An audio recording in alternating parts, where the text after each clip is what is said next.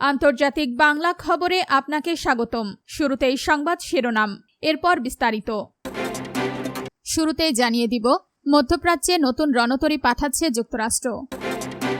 এরপর জানিয়ে দিব, দীর্ঘদিন সাগরে থেকে হতাশ মার্কিন রণতরীর ক্রু নাবিকরা।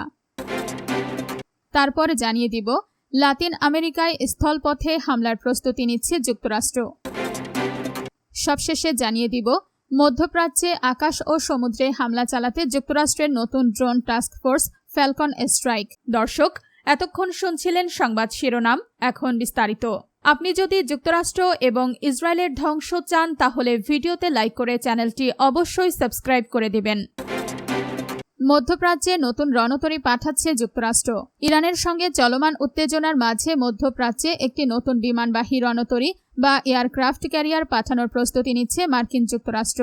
ওয়াল স্ট্রিট জার্নাল জানায়, পূর্ব নির্ধারিত রোটেশনের অংশ হিসেবে ইউএসএস জর্জ ওয়াশিংটন নামের এই রণতরীটিকে সেখানে মোতায়েন করা হয়েছে, যা বর্তমানে অবস্থানরত ইউএসএস আব্রাহাম লিঙ্কন এর স্থলাভিষিক্ত হবে।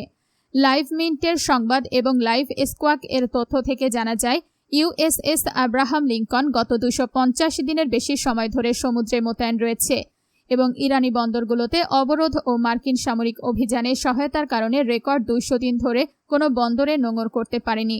দীর্ঘ এই মোতায়েনের ফলে জাহাজের নাবিকদের জীবনযাত্রার মান এবং মানসিক স্বাস্থ্য নিয়ে গভীর উদ্বেগ প্রকাশ করেছেন মার্কিন আইন প্রণেতারা।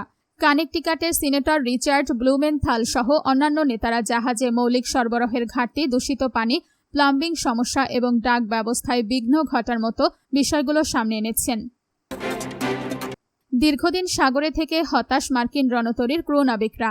মধ্যপ্রাচ্যে ইরান বিরোধী সামরিক অভিযানে নিয়োজিত মার্কিন বিমানবাহী রণতরী ইউএসএস আব্রাহাম লিঙ্কন এর ক্রু ও নাবিকদের মধ্যে তীব্র মানসিক স্বাস্থ্য সংকট এবং দৈনন্দিন রসদ সরবরাহে জটিলতা দেখা দিয়েছে।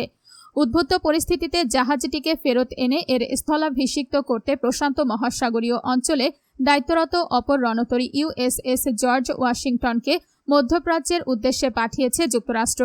সম্প্রতি মার্কিন নৌবাহিনীর এক বিবৃতিতে জানানো হয়, একটি ক্রুজার ও একটি ডেস্ট্রয়ার সহ ইউএসএস জর্জ ওয়াশিংটন গত সপ্তাহে ভিয়েতনামের দানাং বন্দর ত্যাগ করে। ইতোমধ্যেই রণতরী বহরটিকে সিঙ্গাপুর ও মালাক্কা প্রণালী পেরিয়ে ভারত মহাসাগরের অভিমুখে যাত্রা করতে দেখা গেছে। ওয়াল স্ট্রিট জার্নাল ও বার্তা সংস্থা অ্যাসোসিয়েটেড প্রেস এপি এর প্রতিবেদন অনুযায়ী, মধ্যপ্রাচ্যে চলমান মার্কিন সামরিক উপস্থিতির অংশ হিসেবেই লিঙ্কনের স্থলাভিষিক্ত হতে যাচ্ছে ওয়াশিংটন। আপনি যদি যুক্তরাষ্ট্র এবং ইসরায়েলের ধ্বংস চান তাহলে ভিডিওতে লাইক করে চ্যানেলটি অবশ্যই সাবস্ক্রাইব করে দিবেন। লাতিন আমেরিকায় স্থলপথে হামলার প্রস্তুতি নিচ্ছে যুক্তরাষ্ট্র। যুক্তরাষ্ট্রের প্রতিরক্ষা মন্ত্রী পিট হেগসেথ জানিয়েছেন, লাতিন আমেরিকায় মাদক পাচারকারীদের ধ্বংস করতে তারা এবার সরাসরি স্থলপথে হামলা চালানোর পরিকল্পনা করছেন। পানামায় একটি সামরিক মহড়া পরিদর্শনের সময় তিনি এই কড়া বার্তা দেন। এর আগে সাগরে সন্দেহভাজন মাদকবাহী নৌকায় বিমান হামলা চালাত যুক্তরাষ্ট্র।